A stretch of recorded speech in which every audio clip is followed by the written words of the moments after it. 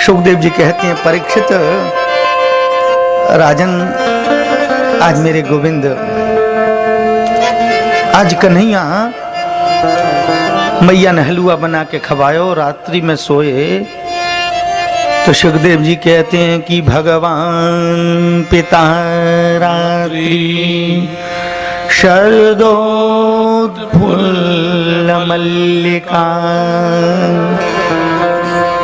आज उजियारी चंद्रमा की रात्रि, आज मेरे गोविंद कन्हैया अर्धरात्रि में अपने घर से निकल गए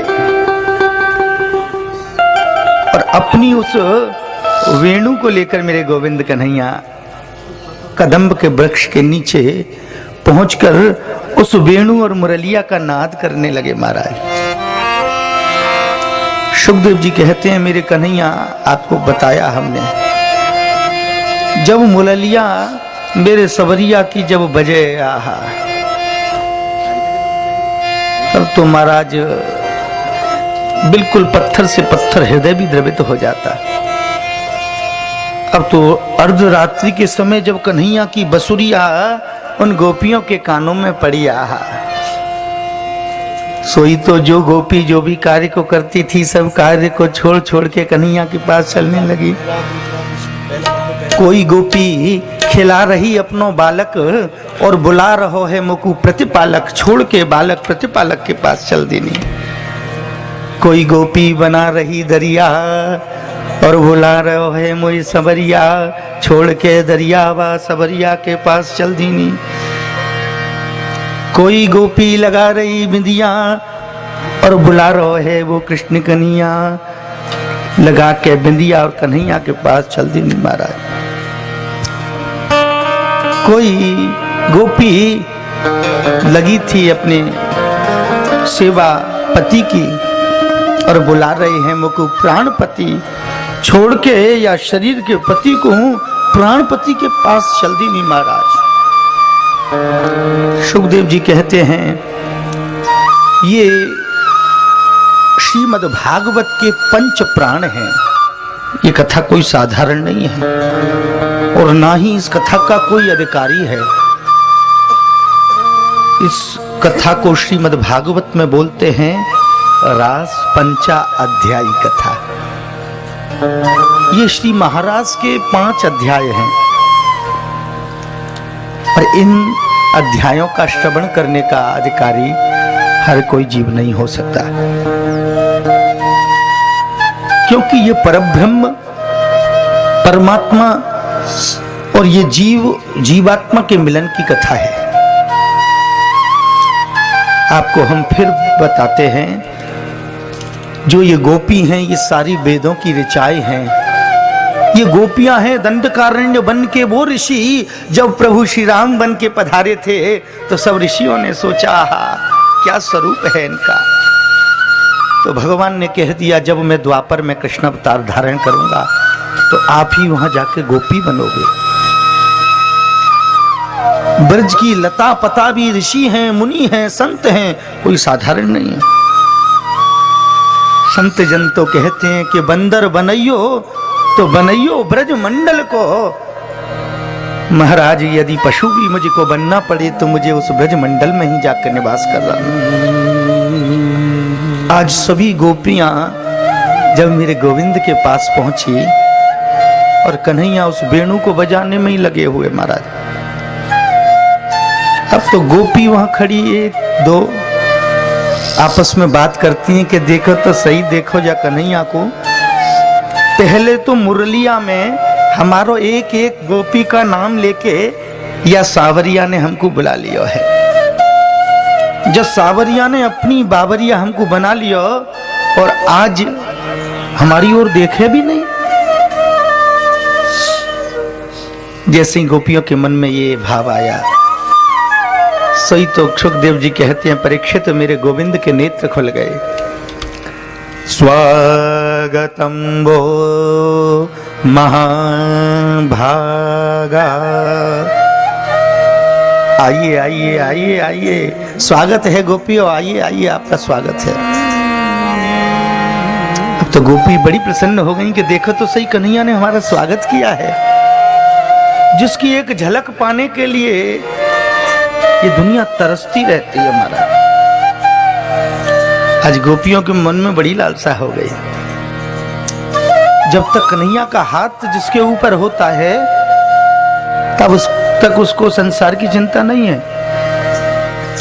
सूरज चांद सितारे मेरे साथ में रहें, जब तक गोविंद का हाथ मेरे हाथ में रहे। आंधियों से कह दो शाख से टूट कर गिर जाएं वो पत्ते नहीं हम।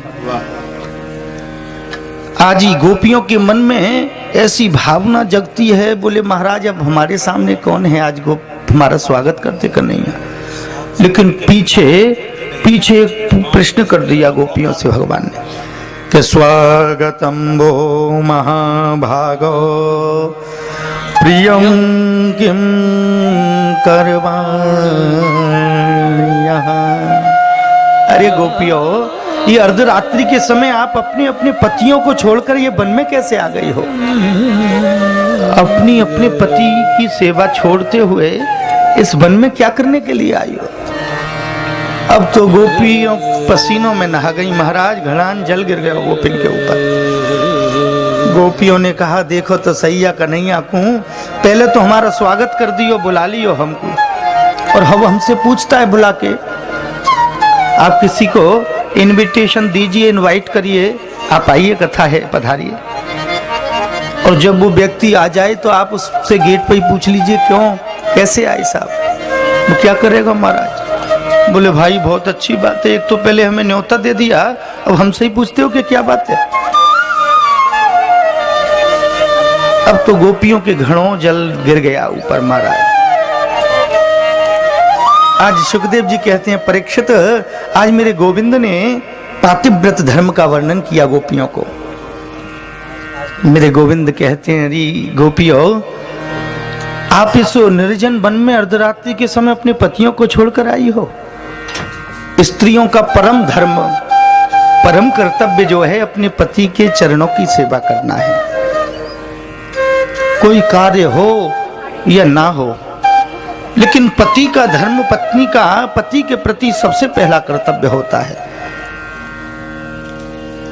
और आप अपने पतियों को छोड़कर आ गए। बोले महाराज क्या करें, हम तो उनकी सेवा के लिए हर समय तैयार रहती हैं, लेकिन वो भी तो ऐसे हों जो सेवा करवाएं महाराज। बहुत लोग बोलते महाराज, तो ध्यान दीजिए आप। बहुत कहते हैं बोले महाराज हम खूब सेवा करते हैं, लेकिन ऐसी क्रोध करते हैं, ऐसी क्रोध करते हैं। तो भैया अगर ज्यादा क्रोध करते हो आपके पति देव तो उनको नरसिंह भगवान समझ लेना भाई, लेकिन पति भगवान है ये समझना आवश्यक है। बोले महाराज वो तो ठीक है, लेकिन शादी को आज 20 वर्ष हो गए, लेकिन घर से निकलते तब ऐसे अप टू डेट बन के निकलते महाराज, सज धज के। तो उनको मेरा सावरिया समझ लो, कन्हैया समझ लो, लेकिन पति परमेश्वर हैं ये समझना अति आवश्यक है। कोई कहते बोले महाराज हमारे पति देव हम खूब धो धो के वस्त्र दे दें, लेकिन गंदे पहन के जाते हैं। सब कहते हैं भाभी जी धोती नहीं, आपकी व्यवस्था नहीं देखती। तो भाई उनको बारह भगवान समझ लीजिए, लेकिन पति भगवान है, परमेश्वर है, ये समझना आवश्यक है। अब तो जब गोविंद ने गोपियों को ये धर्म वर्णन किया, तो आज गोपियों ने भी कन्हैया से एक बात पूछ ली। गोपियों ने कहा कन्हैया एक स्त्री पुरुष का विवाह हुआ और उस पुरुष को बाहर जाना पड़ा कार्य से। पत्नी ने पूछा हम आपकी सेवा कैसे करेंगे? तो वो पतिदेव अपना चित्रपट दे गए और वो स्त्री उस चित्रपट की सेवा किया करती थी। 1 वर्ष के बाद वही पति देवता लौट कर आए अपने कार्य से और द्वार खटखटा रहे थे, और ये स्त्री उस चित्रपट की सेवा कर रही थी, आरती कर रही थी। तो गोपियों ने पूछा कि हे कन्हैया, अब इस गोपी को इस चित्रपट की आरती उतारनी चाहिए कि सागी पति जो दरवाजे पे खड़ा है उसके लिए द्वार खोलना चाहिए? कन्हैया ने कहा गोपियों, जब सागी पति आ गए हो तो जब फोटो की आरती उतारने की जरूरत क्या है? फिर तो गोपियों ने कहा कन्हैया बस बस, ये पति हैं हमारे शरीर के पति हैं, लेकिन सच्चे प्राणपति जो हो वो आप हो हमारे, और जब प्राणपति आ गए हैं तो इन शरीर के पतियों की आवश्यकता क्या है। आज तो गोपियों ने जब ऐसा वाक्य पटुता से गोविंद से प्रश्न किया तो कन्हैया पे जवाब ही नहीं बना महाराज। कन्हैया बोले ये गोपियां तो भाई बड़ी होशियार हैं। अब तो सुखदेव जी कहते हैं परीक्षित कोई बात नहीं। अब तो कन्हैया ने कहा गोपियों आपने माता कात्यायनी का आराधन किया है, और आज वही शरद पूर्णिमा की रात्रि आई, और जब गोविंद रास उत्सव करने लगे तो गोपियों के हृदय में अभिमान आ गया। गोपियों ने सोचा जो त्रैलोक्य के स्वामी हैं वही आज हमारे साथ रास रचाएंगे। लेकिन ध्यान देना सभी लोग, जहां अभिमान होता है वहां श्याम कभी नहीं हो सकता, वहां राम कभी नहीं हो सकता हमारा। अब तो गोपियों के हृदय में जब अभिमान आ गया तो मेरे कन्हैया एक गोपी को लेकर वहां से अंतर ध्यान हो गए। बोलिए श्री कृष्ण चंद्र भगवान अंतरहिते भगवती सहसैव व्रजांगना। सुखदेव जी कहते हैं परीक्षित सहसा से ही भगवान वहां से अंतर ध्यान हो गए, चले गए चले गए चले गए। सब गोपियां कहती हैं कि देखो तो सही वो कन्हैया को। एक गोपी बोली अरे सखी इसमें वो कन्हैया सांवरे को कोई दोष नहीं है, या में दोष है हमारो, क्योंकि हमने अभिमान कियो और वह अभिमान के फल स्वरूप वो कन्हैया चलोगो। और जिस गोपी को मेरे गोविंद ले गए ना, वो गोपी भी कोई और नहीं है, वो है श्री राधा रानी की जय। राधा रानी को साथ लेके गए। लेकिन सुखदेव जी कहते हैं परीक्षित ये अभिमान तो राधा रानी के पास भी पहुंच गया जाकर। राधा रानी ने सोचा कि करोड़ों गोपियों में से गोविंद को मैं पसंद आई, देखो तो सही।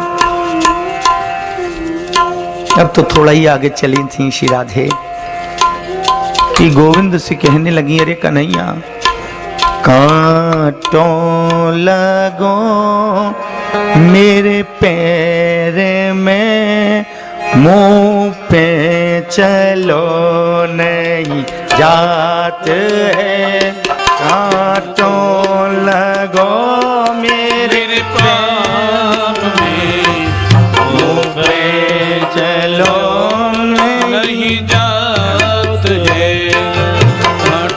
अरे गोविंद मेरे पैर में तो कांटा लग गया, मुझ पे नहीं चला जाए। कन्हैया जान गई अच्छा राधे अपने श्री चरण को मेरे कांधे पर बिराजो, मैं आपको कांधे पर बिठा कर ले जाऊंगा। और जैसे ही श्री राधा रानी ने अपना श्री चरण मेरे गोविंद के कांधे पे पधराना चाहा कि मेरे गोविंद वहां से भी अंतर ध्यान हो गए। बोलिए कृष्ण चंद्र भगवान की जय। अब तो राधा रानी बोली आहा वो गोविंद तो मुझे भी छोड़ गए।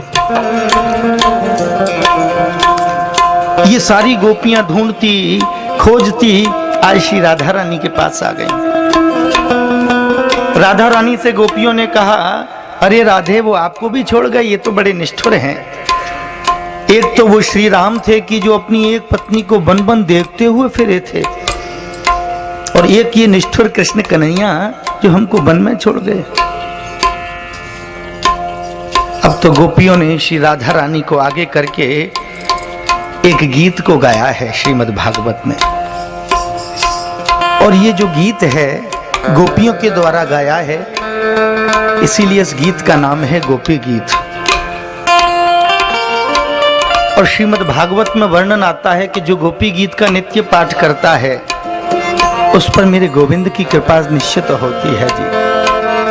उसको गोविंद एक ना एक दिन जीवन में अवश्य मिलते, ऐसा लिखा है, चाहे वो पहचाने गोविंद को ना पहचाने। आज सभी गोपियां श्री राधा रानी को आगे करते हुए मेरे गोविंद की लीलाओं को करती हैं। कोई गोपी पूतना बन गई, कोई कन्हैया बन गई, कोई तृणाव्रत बन गई, कोई यशोदा बन गई, कोई नंद बाबा बन गई। और गोपियां इस गीत का गान करती हैं, जयति तेधिकं जन्मना ब्रज श्रयति इंदिरा शाश्वतहि जयति त्रेता दीक्षुता वेका धृता सब चिन्वते शरदुदासये साधु जाने सरस जो दरा श्री मुसादरा नाते ते सुल्किदासी का वरद ने तो नेह किम्मदा विषे जलाप्ययाद व्याल रखे बरस बाद वैद पान ला कृष्णमयात में जा विश्व को भया सब देवयम्